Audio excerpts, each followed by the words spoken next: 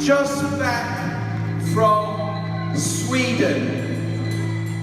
So recently we've heard a couple of times from Bono that Sweden is now a Nazi country based on the success, or well, the limited success of the Sweden Democrats.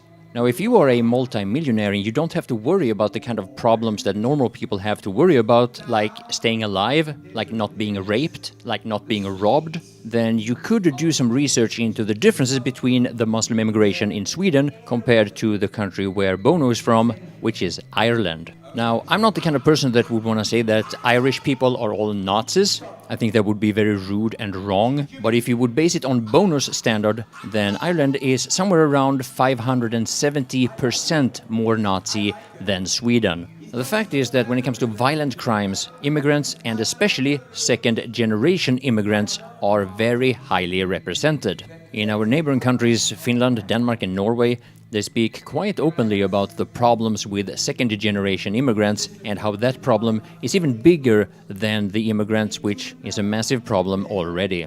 Now, aside from Sweden, Germany, France, England, and several other countries have reported that rape and sexual assault is almost exclusively related to immigrants. You may or may not know about the grooming gangs in England. You may or may not know about the situation in Germany. But whether or not you are aware of how dangerous it is to live in an area where there is a lot of immigrants, some people have to take that risk or move.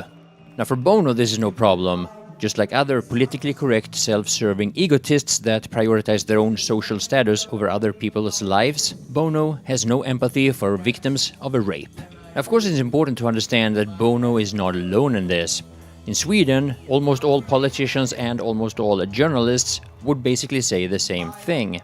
This picture, for example, and another picture that I can't find anymore, was something that I saw on Facebook, and it was posted by the sister of the girl that you see here covered in blood. She saw the incident and she clearly described the perpetrator as an immigrant. A few days later, this picture was published in one of the biggest magazines in Sweden, and the perpetrator was described as muscular with dark hair. Now, important to understand is that somewhere around 80, maybe 90% of the Swedish population live in areas that are quite far from the no-go zones where most of this happens, and because of that, most people have no other source of information than the lies they hear from the established media. Here's another example where the established media would completely cover up the identity and the religion of the perpetrator. This while at the same time they will say that the recently established media that will actually cover these kinds of things are racists and Nazis and far-right, and yeah, there are a couple of different names for it. Now, there are many different ways of lying, and normally it's called lying by omission. One of them is categorizing. In this quite controversial documentary, it was concluded that 58% of the convicted rapists were born outside of Europe. However, the problem here is that if you categorize based on where people are born, then every second-generation immigrant will in this documentary be categorized as Swedish. Now, to completely ignore or even hide facts related to second-generation immigrants is basically the same thing as saying that when Khalid Massoud murdered, I think, 5 people on the Westminster Bridge and injured 40 to 50 people, well, of course, that has nothing to do with immigration because Khalid Massoud was born in London. Same thing can be said about the terrorists that killed 22 people and injured 59 people outside of an Ariana Grande concert in Manchester. Also, this terrorist born in England. Now, there's a lot of conflicting information when it comes to what normal Muslims actually think about the violence that is promoted in the Quran and the Hadiths. But when you listen to Muslims and ex-Muslims that actually dare speaking out about their own religion, such as, for example, Majid Nawaz or Ayaan Hirsi Ali or Asra Nomani, then not only do you get all these very worrisome concerns confirmed, but you also see a completely different view of life and humanity and a totally different view on equality between man and woman, freedom of religion, and freedom of expression, only to mention a few things. Now, in Sweden, we praise ourselves for our equality and our human rights, and we take great pride in how we fight racism in any way, shape, or form.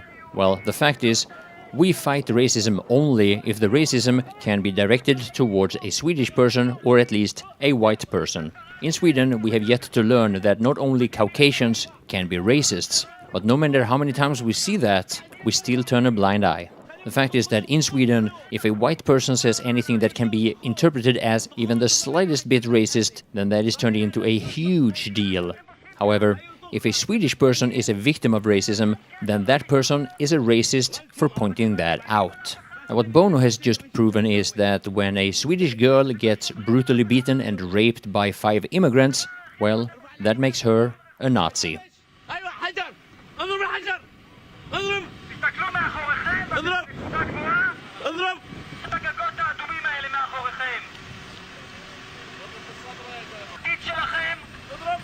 יש למפקדים של המפקדים שלכם, שולחים אתכם לכאן, מכוון נשק על ילדים, על אנשים בגיל של ההורים שלכם, החקלאים שנמצאים